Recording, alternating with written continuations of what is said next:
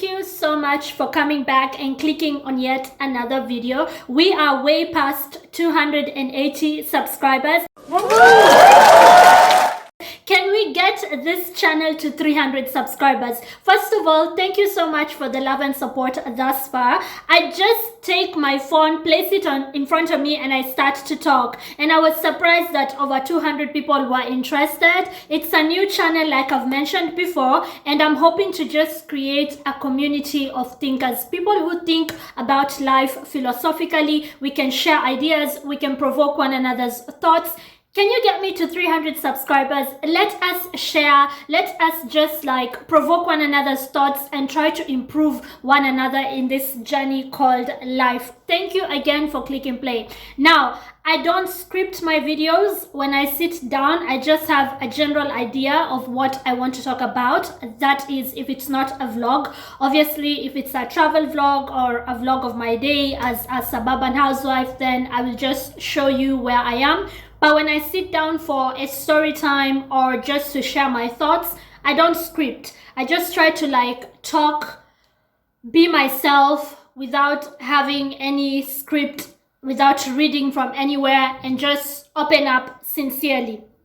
On my last video, where I talked about getting ghosted by a guy in my past, I mentioned that I am an anxious lover. My attachment style is anxiety. In Swahili, wasiwasi. When I love someone, I am very fearful that they may abandon me or that that connection might end.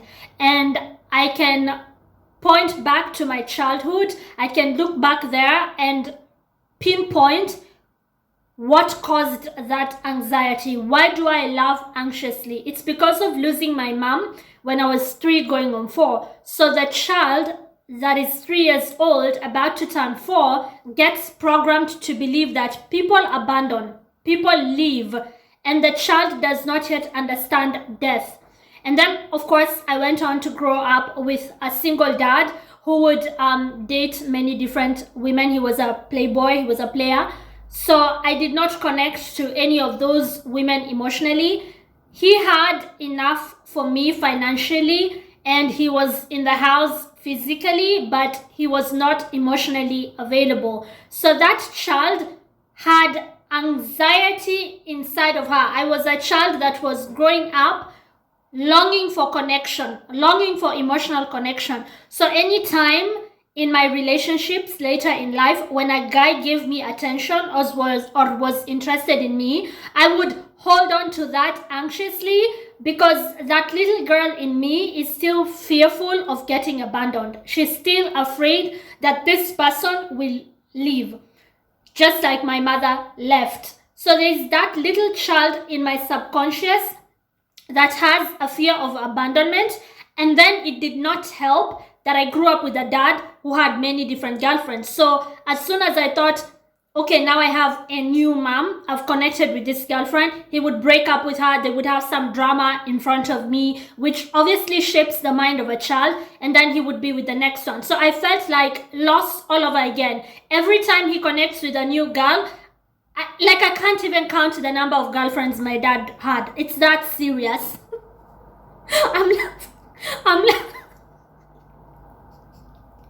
I'm laughing, but I should be crying. This is sad, right?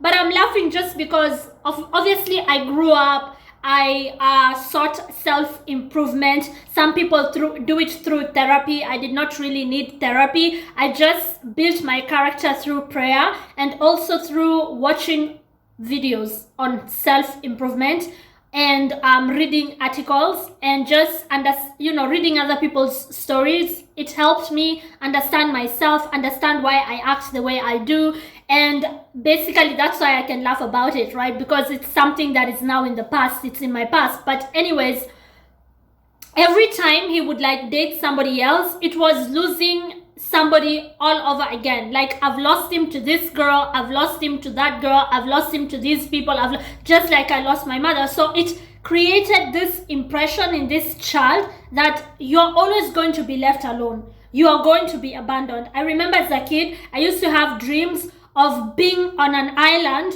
and water was like water was about to drown me. Like that island was filling up with water slowly by slowly, and I would drown alone. There's nobody there. I'm on an island. I need help. There's nobody to come get me.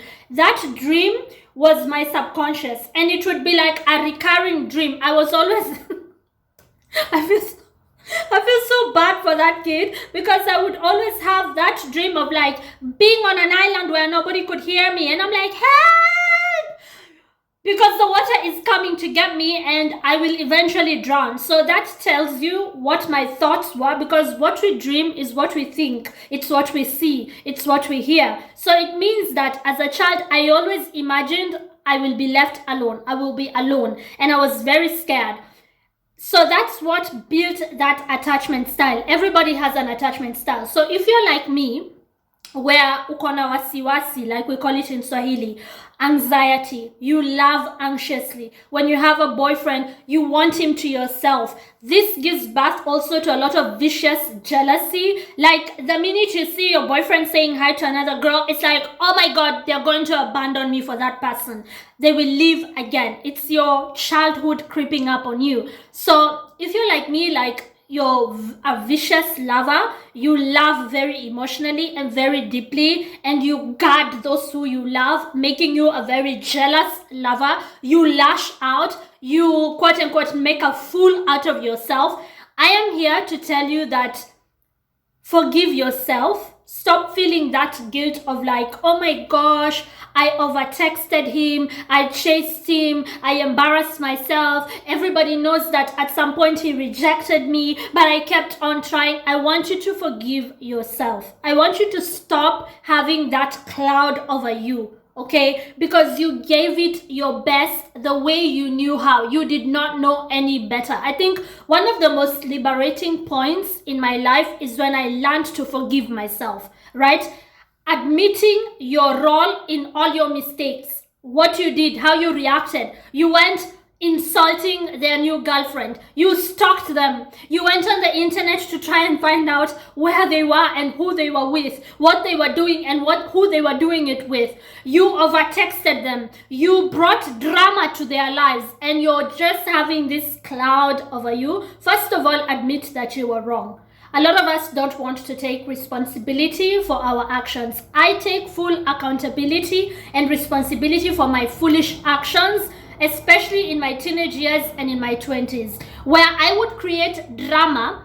I would go digging like, I want to know why I got stood up. I want to know why you didn't text back. I want to know, are we dating or not? Like, I am creating a situation where there's drama, there is pressure, because another attachment style that I have, apart from that anxiety, like the fear of being abandoned, another attachment style that I have is problem solving. I'm a problem solver. I like to get to the bottom of things, and not everybody is like that, right? Excuse me, some people would rather leave it alone. Some people do not like conflict, and they do not like to get to the bottom of things or talk about things. Everybody has a different attachment style. You have to study yourself. In one of my videos, I told you, scientifically study yourself. Look at when you were born, where you were born, who you grew up with, what happened in your childhood. Study yourself in order to understand yourself and eventually be able to forgive and love yourself and take care of yourself. If you didn't get good parenting, because a lot of people out there did not get good parenting, start reparenting yourself. Give yourself a chance at self-love. Once you do those things, you will understand why you acted the way you did or why you act the way you do today. So I am able to go back there and forgive myself for all the drama. Like, I am able to know, this is why you were so afraid of losing people who you loved. And I am able to get rid of that guilt and shame, because for a long time, obviously, I lived with shame. It's like, oh my God, I embarrassed myself. Oh my God, I chased him. I overtexted him. People told me to get over him, and I wasn't getting over him. And if you study, if you research, if you watch online videos, if you read online articles, if you just look at people who've studied psychology and are willing to share that information online, if you look into their works, you will discover that the whole time it's that inner child in you craving attention. It's that inner child in you wondering, for instance, in my case, where their mom went to, because a child does not grasp the concept of death. And the thing is, in my family, nobody bothered to explain to me that my mom was dead and she wasn't coming back. They just distracted me. One, because they didn't want me to feel hurt. They just distracted me and it was business as usual. And two, because some of them said, we thought you wouldn't understand. Like, there wasn't any point of explaining it because you wouldn't understand. And like my dad liked to say, oh, nilijota sahau. Like, that's Swahili for, I just knew you will forget. Like, you will just forget it, right? We will just move on.